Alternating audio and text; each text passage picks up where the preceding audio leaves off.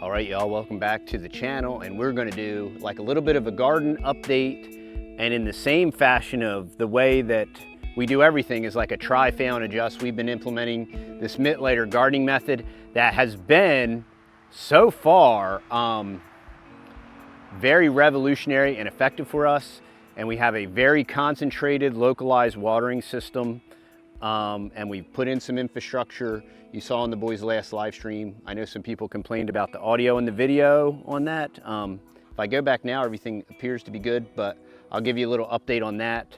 Another thing that we've done is beans is about to have babies. So we transferred ham and beans from the side food 401k to the back food 401k because there's a shelter there and there's unlimited water supply back there. But what that forced me to do, because I knew that, you know, they're kind of dumb and blind and cumbersome. So I was using our reclamated water to grow some of my trees out that I'm transplanting from the greenhouse. So we had this epic raindrop last night, and it washed out between our rows. It kind of eroded behind all of our beds here. And since we already have our drip lines here, I said, we're a better place to grow these trees out. We'll be catching and reclamating more of this water, everything that sheds off of the beds here. And also it'll be adding some contour here at the end so that the water that does cut through here, because we are on grade, everything's going down to our pond. So I figured what a really cool experiment is to plant these trees right off the end of these drip lines. And that'll also put some contour in here, right, to let the water pass through, but it should prevent the back of these beds from eroding out. So I started doing that this morning. But as you can see, the garden is doing very well. We got started a little late on it, and now we've propagated these. There's a mulberry and then some different fig trees, varieties that were growing out. But we propagated them in our greenhouse over the winter, and now we're up potting them. I've showed my nursery method many times about taking a 4-inch pot and then putting it in a 2 or 3 gallon pot and putting some super soil in there. I hit it with my IV Organics, and then I throw it in the ground, and that's been working great for me the last 2 or 3 years. Once it thoroughly fills that I also use 5-gallon buckets, broken 5-gallon buckets. Once it fills that pot and the roots run out the bottom, then I have a very large root structure, and that enables me to put that tree in the ground. And then that tree itself has a much higher success rate of staying alive. So we're just continuing to modify the method, and we're continuing to try, fail, and adjust, continuing to grow more food. You know, just speaking to all that with all the news and different realities that are around us, you know, one thing that doesn't work is being so Pollyanna, right? And just like Jim Rohn talks about, there are no weeds, right? Well, and all these Zen Buddhists that just want to meditate their way out of conflict, you know, you have to do both. You have to recognize the weeds, and you got to pull the weeds, or the weeds will take the garden. And it's a combination. It's not either or, it is both. And action cures fear. And we try, fail, adjust. And we work while it is day, for the night cometh when no man can work. And we do all the things. And that's what we try to be. We try to be balanced. And there are plenty of people that want, that'll run their channel like a valuetainment or an infotainment kind of thing, and they don't want to talk about the serious stuff, and I can appreciate that. And there's room for that, and there's plenty of people that want to watch that kind of stuff as like an escapism. And then there's plenty of people that want to watch the doom and gloom and do nothing and just say, well, why do anything? Why plant food? They're spraying chemtrails on it and all that stuff, you know. And that's a perspective too.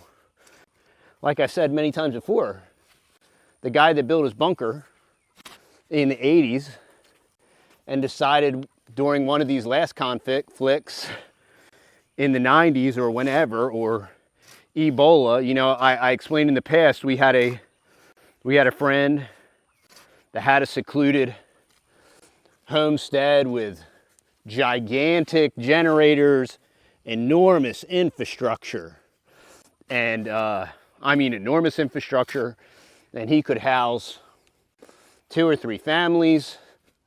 And during the Ebola scare, he wanted us to come there and lock down in place and kind of stay there till the apocalypse or whatever, right? And how did that work out? I'm very thankful we didn't take him up on his offer, you know. And we don't know how it's going to flop. We don't know the whole story. God knows the end from the beginning. And we do pray, we ask for wisdom, and we ask for heavenly wisdom from above, not earthly wisdom.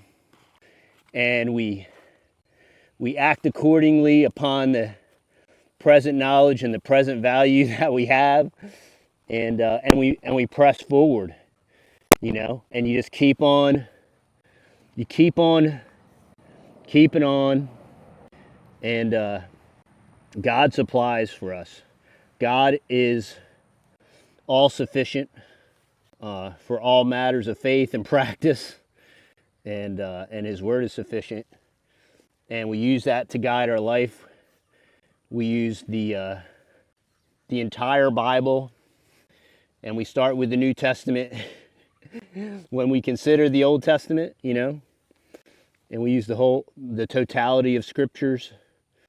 And we understand the mystery of godliness and the mystery of iniquity, and we press forward in that fashion. We do know that Satan is the prince and the power of the air, and that he does, for this present time, he's kind of given charge over this deal, which is why everything seems to move in a very rapid type fashion towards maybe a fulfillment, a total fulfillment of Revelation. We shall see, you know. Many Christians, such as the Waldenses in the past, when they were being eradicated by the Catholic Church, presumed they were in the end times, and they were, you know. Everything since the apostles are the end times. We are in the end times, y'all. But no man knoweth the day or the hour, so we press forward. And and we look at what's going on around and how we are being attacked and how our freedoms are being eroded. And resistance to tyranny is allegiance to God. And de facto authority is not an authority. And an authority that usurps itself against God and a created order is absolutely de facto. Therefore, a de facto authority can be ignored in a very real way, that it doesn't even exist, because it has usurped its authority and fabricated its authority. And basically what that means is it's assuming its authority directly from Satan himself. And Satan, in a real way, has, as prince and power of the air, has some de facto illusion of authority, but Satan has to answer to Christ and God. You know, I think of Job. God said to Satan, well, hast thou considered my servant Job? Right? And think historically, how long ago did that happen? How about the beginning of recorded history from a very literal standpoint? So, you know, everything in perspective. And that's the reason, you know, that's why I say action cures fear. That's the reason for all of it, is because we consider the past and the future.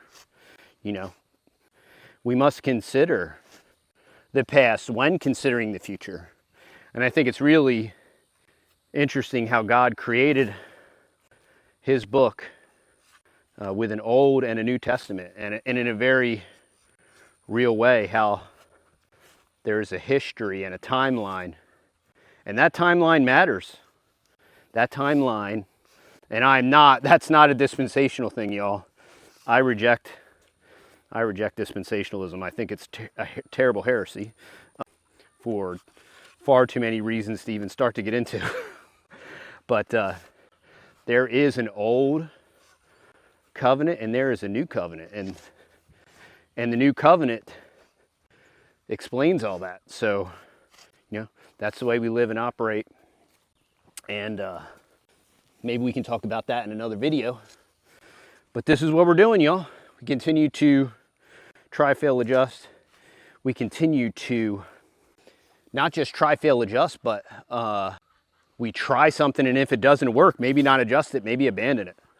You know, just because you try something, and just because, like for example, just because comfrey is the be-all to end-all plant that every homesteader needs, which we have lots of comfrey here, y'all. So I'm not cracking, but David the Good, you know, did a lot of funny videos on comfrey, and David the Good grows comfrey too.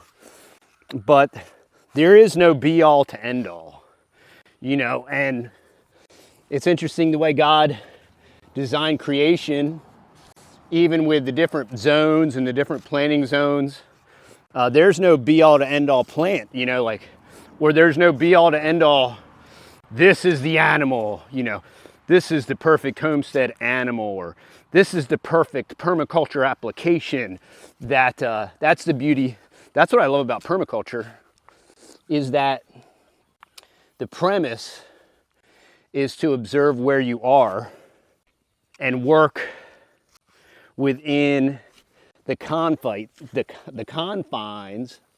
of that region, right? And your soil type and everything, your landscape and grade and all of that stuff. And it's not to defy what's there, right? Which think about postmodernism and history and culture. It's not to defy what's there. It's to work within the created system and model and landscape and grade and all of that stuff, and to put human thought and ingenuity and observation. You do all those things and you put your input in, and in so doing, there's abundance. And God, you know, God created Adam and Eve, and then he created a garden east in Eden, right? Bet you never noticed that when you read it, that God created a garden east in Eden, right? A lot of people like to refer to the garden as the Garden of Eden. But God created a garden east in Eden, and then he set Adam and Eve in that garden to dress it and to keep it. We want to know why, you know, we want to know why society is crumbling and falling apart when they're trying to facilitate a concrete jungle, when they're trying to, in my opinion, they're trying to defy creation, right? By trying to even maintain a lifestyle that by every metric and measure is completely and totally and utterly unsustainable. Meanwhile, they, them, and those are preying upon that, and then exacerbating it with this whole 15-minute concept, which can only exist under the notion that people need to heavily congregate in very small areas in a concrete jungle with sewage and water treatment and all these other infrastructure things that without all these artificial chemical infrastructures are absolutely and totally and unequivocally impossible. And many people on their cul-de-sac have never even taken the time to consider how impossible and unsustainable their own life is, because they're busy trying to keep up with the Joneses or buy a BMW or maybe just pay the water bill or all of the above. And that's all been predicated upon us by our postmodern higher academia, you know. So it's a very fascinating thing to ponder. And these are the things, the other beauty of gardening and agrarianism and agriculturalism, or whatever ism you want to apply to it, is as you're doing these things, it gives you time to ponder, you know, and you get to do this. You see that? We develop the soil, and it gets on your hands, and that's okay. It gets under your fingernails. It doesn't look real good if you're trying to take an Instagram picture. You don't want people to see your black fingernails, but there's lots of good nutrients in there, even though it's been sprayed with chemtrails, y'all. You know, so we just keep doing what we're doing. And I appreciate y'all watching, and I hope that this helped you in some way, encourage you. You need to break free from your paradigm. The paradigm, whether it's a fear paradigm and just the perpetual fear of they, them, and those and what they're doing, or whether it's this Pollyanna paradigm that there are no weeds and we can overcome by transcending and home and, you know, the bad people, we just need to see them as good, or whatever way that you want to ignore or reality. It's not good to fear. God hath not given us a spirit of fear, but of power and of love and of a sound mind. And we do love y'all. And if you do appreciate the information that we're putting out, please go. This is a value proposition, right? And they, them, and those don't really like us that much. And as you can see, we cannot hit 100,000 subs for nothing, which is why we need you to go to TheTexasBoys.com, get y'all some honey money, get